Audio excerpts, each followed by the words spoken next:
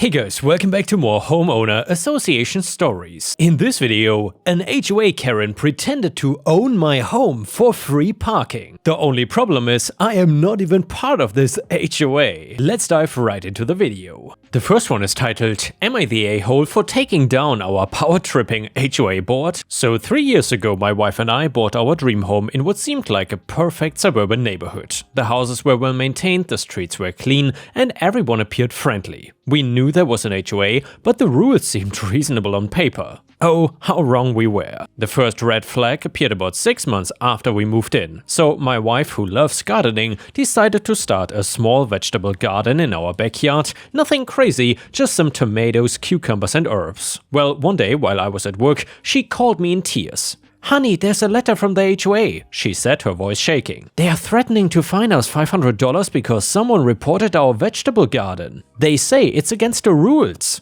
I was confused. There was nothing in the HOA guidelines explicitly prohibiting vegetable gardens. When I called the HOA president, a woman who I will just call Mrs. President, she explained that they had used drones to inspect all the properties and found several violations. "Excuse me?" I interrupted. "You're using drones to spy on people's backyards?" And by the way, Ripestories, one interesting thing here, I've heard that a couple of times now in HOA posts on Reddit that HOAs use drones to essentially spy on people. Absolutely insane. Anyway, the HOA person said, "We prefer to call it Community Standard Enforcement Surveillance. The board voted on this measure last month. It was in the newsletter." I checked, it was buried on page 12 of a 15-page newsletter written in a tiny font. That's when I started documenting everything. The drone incidents were just the beginning. The board began implementing increasingly ridiculous rules. One morning, I woke up to find a $200 fine on my door because my car was parked on the street in front of my house overnight. When I attended the next board meeting to contest it, Mrs. President smugly informed me that street parking was now prohibited for aesthetic purposes. "But what about when we have guests?" another homeowner asked. "They can park in your driveway or garage," Mrs. President responded. "If that's insufficient, perhaps this is not the right neighborhood for you." The garbage can rule was the next absurdity, so they mandated that bins had to be brought in within 15 minutes of pickup.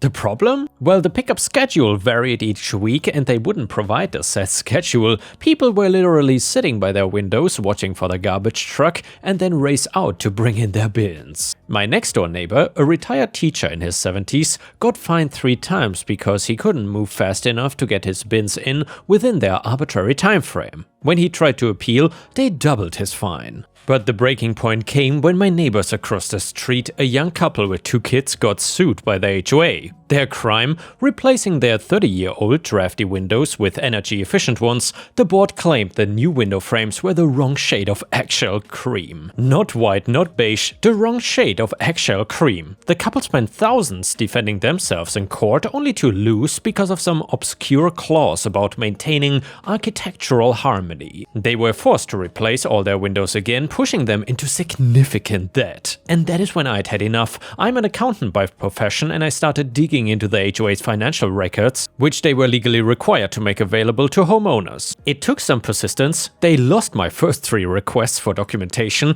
but what I found was interesting.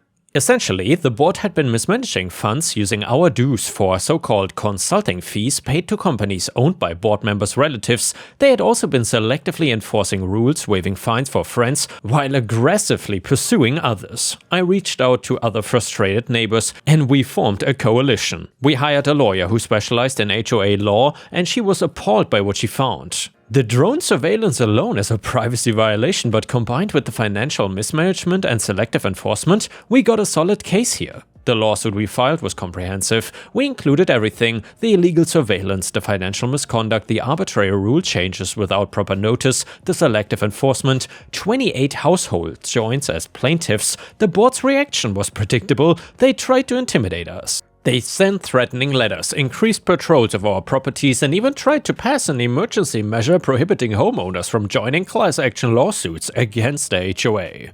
The court battle lasted 8 months. The turning point came when we submitted footage of board members using the HOA drone to spy on a sunbathing teenager. A clear invasion of privacy and potentially criminal act. The judge was livid and in the end, we won. The entire board was forced to resign and the court appointed a receiver to manage the HOA until new elections could be held. The drone program was permanently banned and all fines issued in the past year were invalidated. The investigation into the financial misconduct is ongoing and there's talk of criminal charges for some board members. We held new elections last month. The new board is made up of reasonable people who understand that an HOA should serve the community, not terrorize it. By the way, if you're curious, the young couple with the windows, the new board's first act was to approve their original window installation and reimburse their legal fees from the HOA's insurance policy. My wife's vegetable garden is thriving now, and she has even started a community gardening club. The retired teacher next door does not have to worry about racing to bring in his garbage bins anymore.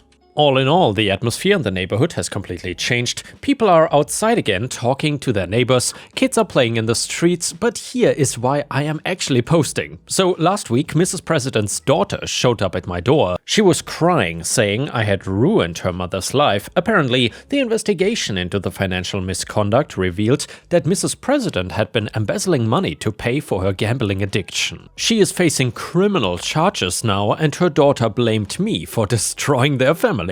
What really got to me was when she said, "Mom was just trying to keep the neighborhood nice. The rules were not that bad. You could have just moved if you didn't like them." I stood my ground and replied, "Your mother chose to abuse her power and break the law. Those were her choices, not mine. I just exposed the truth." She stormed off, but now some neighbors, mostly friends of the old board, are saying that I went too nuclear. They are claiming that I should have tried to work things out privately instead of destroying people's lives. One former board member's wife cornered my wife at the grocery store and said that her husband lost his job after his employer found out about the HOA scandal. I know we did the right thing legally, but seeing the personal fallout has been tough. These people did wrong, but they are still our neighbors. Their kids go to school with our kids and we see them at the local shops. The atmosphere is a bit weird now, like the neighborhood is divided into winners and losers from the lawsuit. So am I the a-hole for taking down the HOA board and exposing their crimes, knowing it would have such personal consequences for their families? And yeah guys, let me know in the comments what you think about this. Do you think OP was acting like an a-hole here?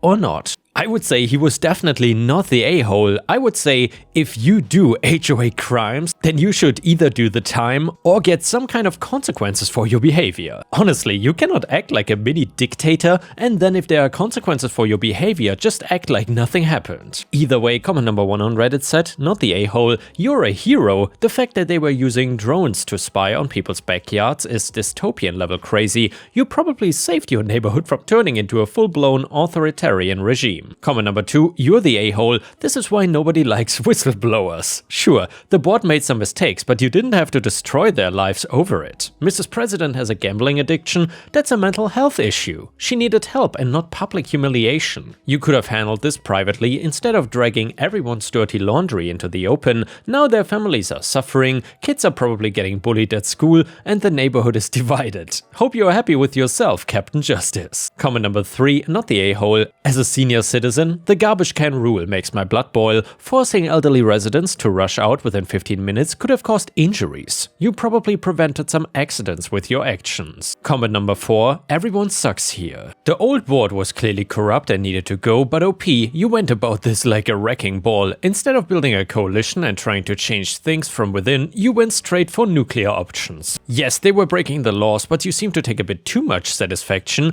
in watching these people's lives implode. The drone stuff was creepy and the financial fraud was wrong, but you could have given them a chance to step down quietly before bringing in lawyers and the media. Sometimes being right does not mean that you handled it right." And yeah guys, if you have watched until here, please don't forget to subscribe to the channel to not miss any of my daily uploads. The next one is titled, "HOA Karen pretends to own my home for free parking." So my wife and I looked around for a while at different places and we were not in a huge rush to move, so we were taking our sweet time and making sure to find something that was a good decision. 2 years beforehand, we found a nice house that my wife loved, but I did research and found that it had a very strict HOA, so we decided not to move there.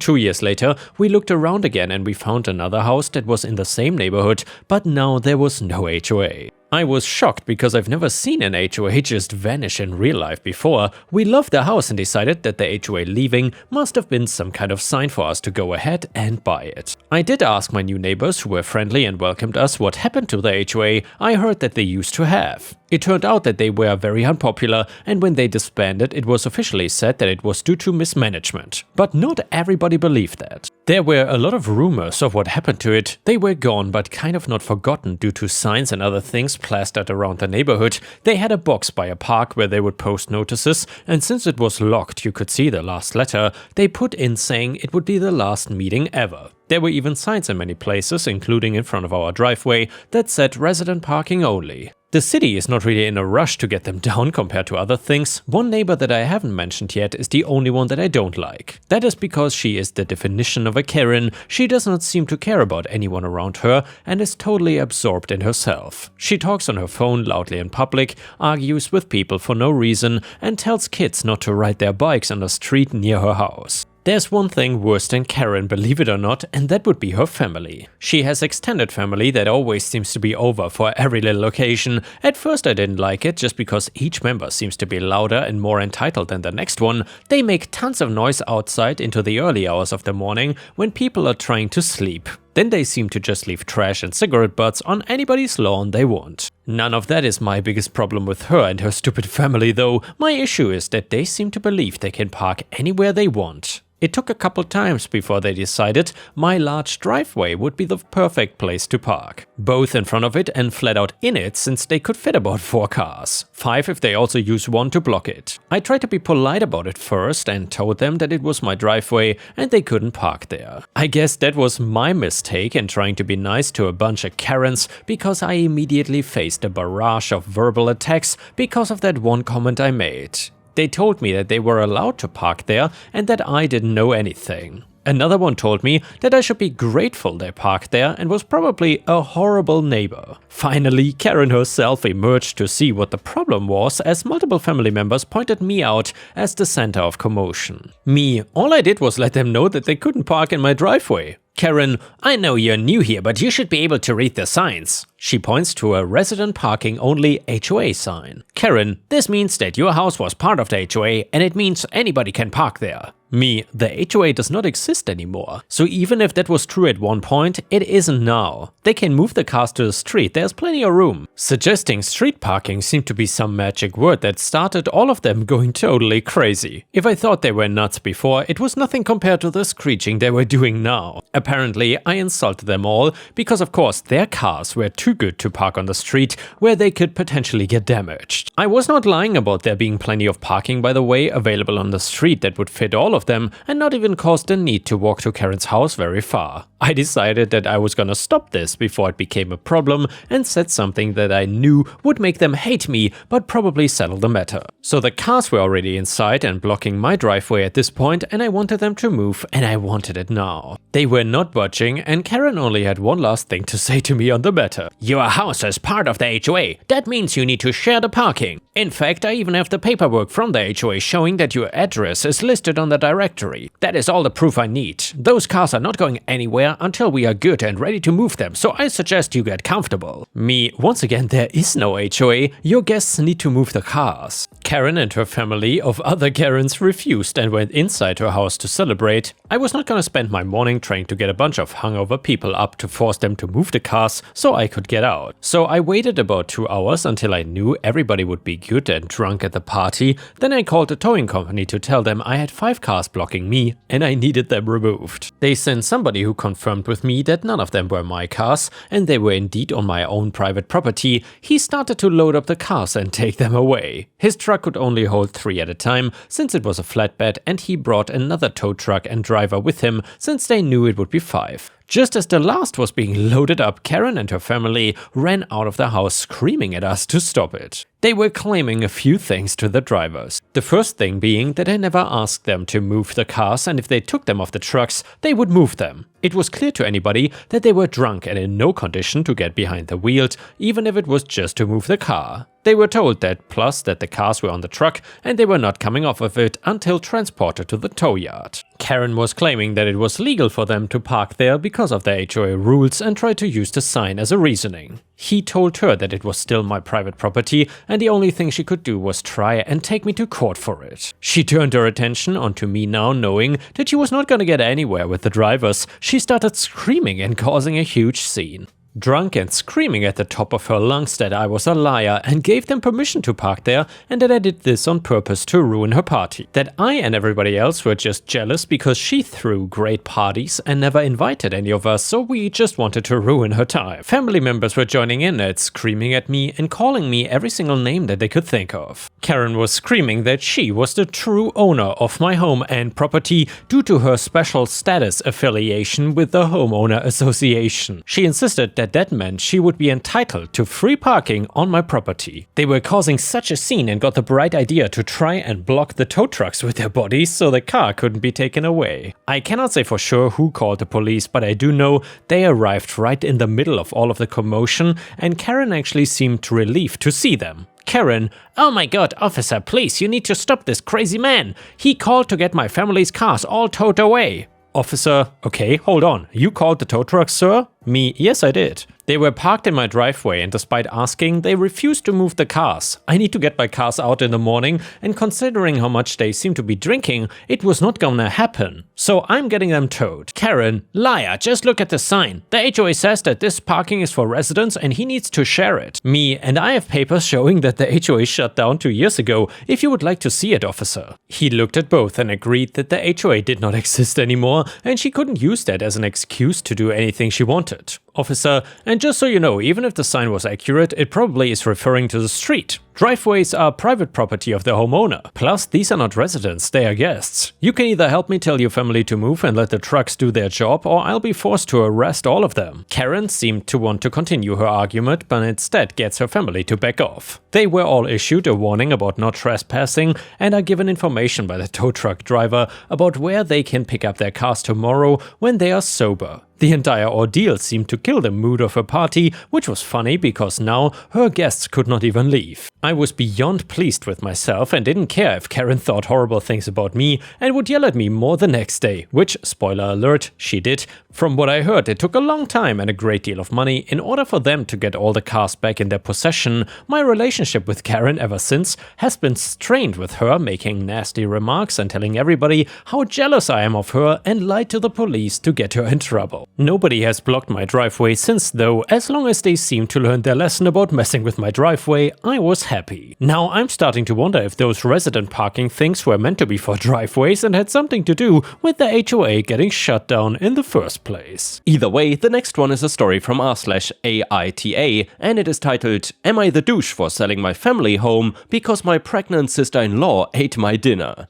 I also want to point out me and my brother have two different fathers. Anyway, I, 19 female, lost my father last year to cancer. He left me 90% of his stuff, including his family home, that was left to him by his dad. It's been in their family for over 100 years. My brother, 34, and my dad did not have a relationship, but he did leave him 10k. My mom was pissed at the will reading, but since she got 10k, she couldn't do anything about it. For the past year, me and her live okay together. She went on acting like it was her house like before, which I had no problem with, until in May my brother and his girlfriend, 30, moved in without even asking me. They are messy, entitled and rude, and I told them in July I want them out by September because they don't pay for anything nor wash a dish, and in August they announced they were pregnant. My sister-in-law smugly said, "Guess we won't be moving out now." It didn't go down well. When I told them that I wanted them out, my mom and brother basically laughed in my face. And well, the past few months have been hell. They've become worse than before and my mom enables it and then demands me to treat my sister-in-law like a princess because she is pregnant and I once had to wait outside McDonald's until they opened to get her a McMuffin. And well, here I maybe was the a-hole because my sister-in-law is pregnant, she eats everything she sees, like the cupcakes my friend made for my birthday. She ate all 6, didn't even get to try them. I cannot even make my lunch the night before because when I go to get it, it will be gone. She will have a smug look on her face while rubbing her belly, then laugh and say, "I could not help myself. Blame the baby." If I put stuff in my room, my mom will open the door with the spare key. Sister-in-law can go through my mini fridge. Well, anyway, a week ago I was running late to college. I didn't have time for my breakfast or to make lunch and I had to go to work straight after. So all I had that day was a bar of chocolate, and when I got home I was starving. I made myself dinner while it was cooling down. I went to use the bathroom. I must have been in there 10 minutes at most. By the time I came out, she had 70% of my dinner eaten, and I literally lost my crap, of course, and she started crying. My mom and brother started screaming at me for making her cry, making excuses like how she couldn't help it and it was my fault for leaving food around her. Well, I had enough. I told them, get out, just like before. I got mocked, but here's the thing. Back in October, my uncle offered me a life-changing amount of money for the house. I called him up, crying a few days ago, explaining the situation, and he said he would buy the house, but he will evict my mom and brother. They of course did not take it too well, and I've had to stay with a friend. I've been receiving texts and I'm being tagged in multiple posts on social media. I'm starting to think that I'm the bad person now. So, am I the jerk for making my mom and brother homeless? Comment number 1, not the a-hole. They stomped all over you, man. They didn't treat you like family, so why should you treat them that way now? You're fine, mate. Your uncle is the one evicting them, not you. Comment number 2 also said, not the a-hole. I would sell the house, let them get evicted, and have a smug look in my face when they are out on the street. Family means nothing if they treat you like trash. Comment number 3, not the a-hole. To be honest, you should have gotten legal papers drawn to evict them and involve the cops, because it seriously seems like they were emotionally abusing you. And yeah, Ripe Stars, I would also say that OP was definitely not the a-hole in this story. However, I'm so curious about what you have to say in regards to this story. Let me know in the comments what you think. And now we will read an update to the story. So I'm on a break, I will address some stuff. Some of your roasts are hilarious, I honestly deserve it for how bad my grammar is. So if I sell the house to my uncle, I will lose 100k, but he's always been good to me and it's one of those situations where I would sleep better knowing it's gone to someone in my dad's family. My mom told me because of my age I wouldn't be taken seriously if I tried to evict them. If I evict them and continue to live in the house along with the high financial costs, I don't think they would ever let me live in peace. The thing is, my mom has health issues and my sister-in-law will have to move in with her parents and they won't allow my brother, so I would be splitting up a young family in my mom's words. And here, Ripe Stars, unfortunately there are no further updates to this story, at least none I could find, and it really is a difficult situation for OP, but in the end he owns the house so he can do whatever he wants with it. And also, as people pointed out correctly, his family really treated him like trash. Before we end the video, we will read a funny story from r/PattyRevenge. It is titled, "Sent a sexy message from my boss to a customer." So I used to work at a restaurant that functioned as a bar in the evenings. The brunch was always super busy, but the evenings were always dead, and that was my bartending shift. For context, my nickname was 26.50 on account of the fact that one evening I sold $26.50 worth of booze over 6 hours. People rarely came in. Because of this, I was often tasked with doing prep for the brunch rush the next morning, aka cracking eggs, peeling potatoes, and of course roll-ups. For the uninitiated, when you go to a restaurant and they give you your cutlery rolled up in a napkin, that's a roll-up. And someone does hundreds of those by hand. And well, my boss was generally a jerk who seemingly enjoyed tasking me with crappy jobs like cleaning toilets and such, and had been a particular prick that evening before he left. The restaurant was small, and I knew that he would be slinging brunch the next morning, so in one of the roll-ups I wrote something along the lines of, "I think you're hot. Would you go out with me? Check 1, yes, no." Then included his phone number. Then I put it in the pile to go out the next morning during the rush and went home. The next morning I got a text reading, "You're such a damn mother trucker. That was awesome, but still, you're a mother trucker." Apparently a couple had walked in and he had given the roll-up in question to the guy, who was super weirded out and confused, asking if it was for him or his girlfriend. My boss had no concept of what was happening, so he was equally weirded out by this guy, handing him this napkin with his own phone number on it. It was apparently amazing. And yeah guys, if you cannot get enough of my content, please check out my podcast playlist and I will see you again tomorrow.